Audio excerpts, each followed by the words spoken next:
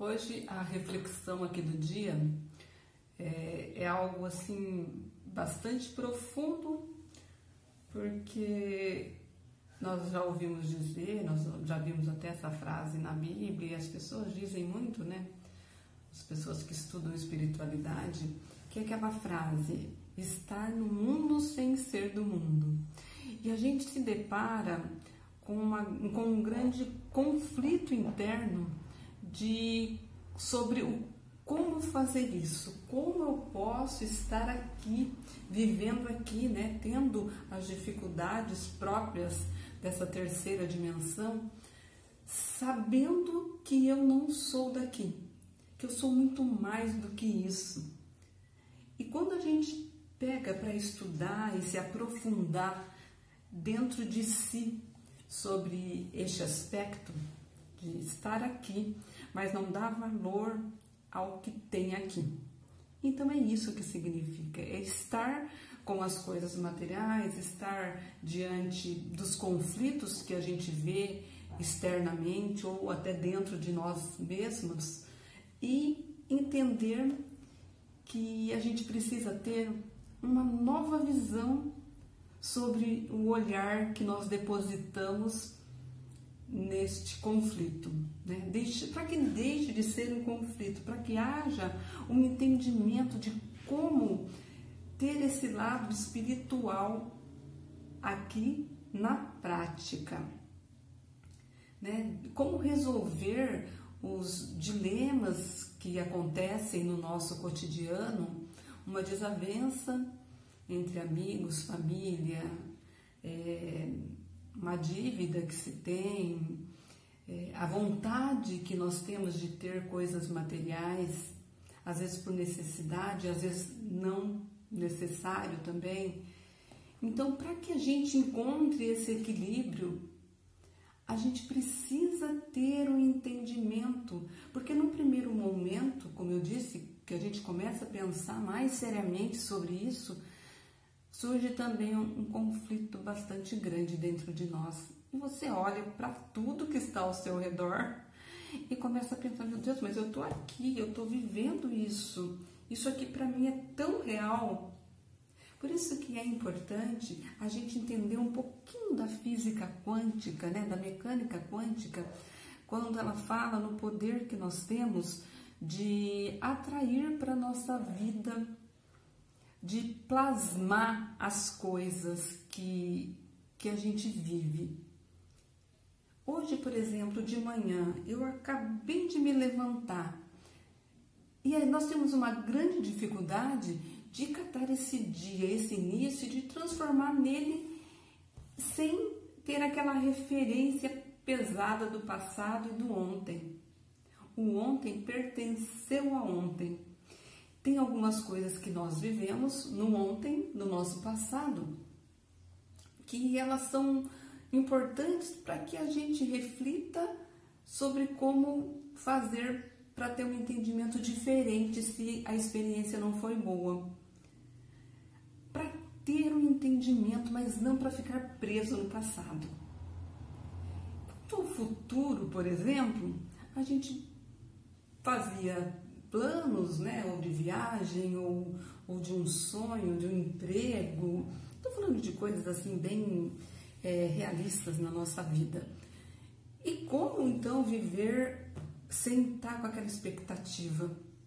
Porque o que nos fere, o que nos machuca é justamente essas duas polaridades, né? É viver o hoje, né? Que é hoje que eu tenho, esse agora, como eu vou reagir diante daquilo que aparece para mim, sem ficar como referência o passado ou sem ter aquela ansiedade do futuro.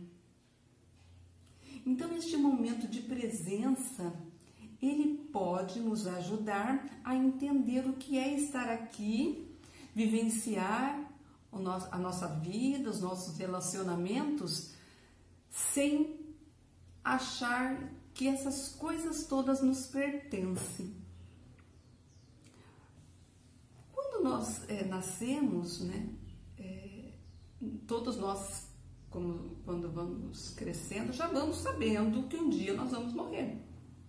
E quando nós temos essa visão de que nós vamos morrer, opa, dá um frio na barriga, porque a gente se apega a tudo o que nós temos aqui, o nosso emprego, nosso carro, a nossa família, os nossos amigos, os nossos estudos.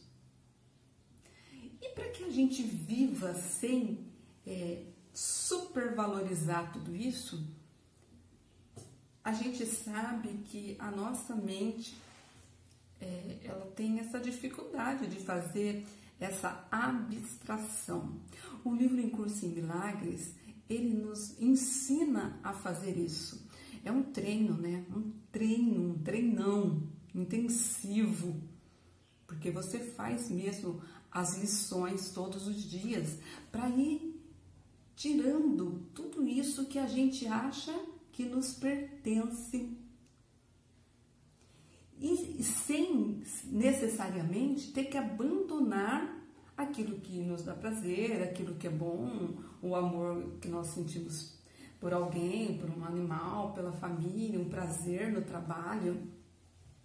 Então, a grande sacada para viver aqui sem ser daqui e entender o que isso significa é o valor que nós damos a isso.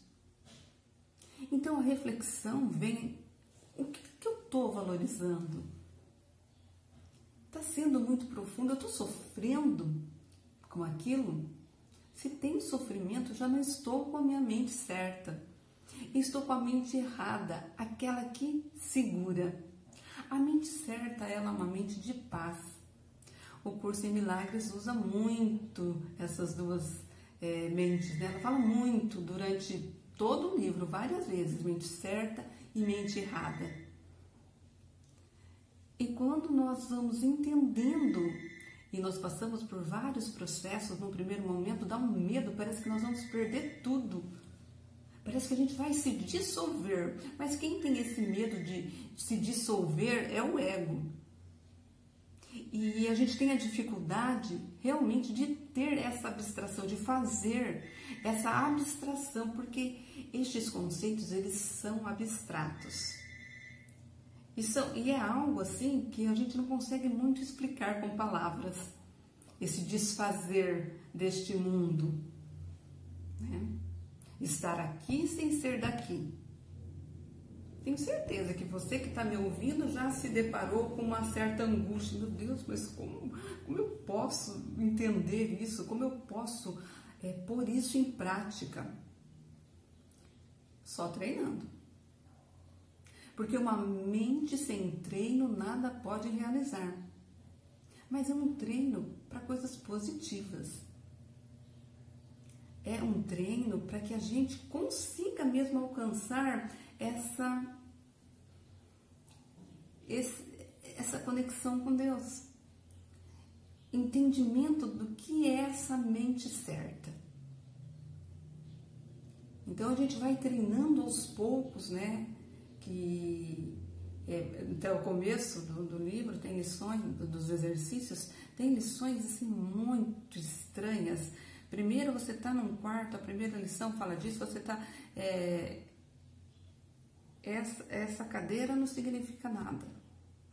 Essa parede não significa nada. Então você faz uns treinos assim, pontuais, em alguns momentos do dia, mas não se fixa nele. Começa por aí. Você vai se desfazendo, vai pensando nisso, mas bate um mal-estar, porque, como não significa esse livro? Tô aqui com essa caixa, como que essa caixa não significa? Essa caixa eu dou um significado para ela, né? Eu guardo aqui umas cartinhas, ou esse óculos não significa nada. Como não significa se ele serve para que eu possa enxergar melhor? Então a gente parte desses conceitos tão básicos que já entram em choque com as nossas crenças, para que elas possam ir se desfazendo gradativamente, para ir ampliando a nossa visão e o nosso entendimento de como estar em contato permanente com essa mente de Deus. E a gente oscila mesmo. Às vezes você dá uma Pô, mas eu não estou conseguindo, parece que eu não estou conseguindo chegar lá nessa lição, né? Não estou conseguindo esse entendimento. Persista, vai, segue, porque algumas lições elas são muito profundas e daí ela começa a mexer mesmo nessa parte do ego, né? Começa a mostrar mesmo quem é Deus de verdade e acima de tudo falando sobre o amor. Qual o papel do amor e o que é o verdadeiro amor? Não é lógico, esse amor que nós estamos acostumados a ver no mundo, né? Este amor do apego, este amor bonitinho, ele é muito mais profundo, é aquele amor incondicional e que ele só pode vir de Deus.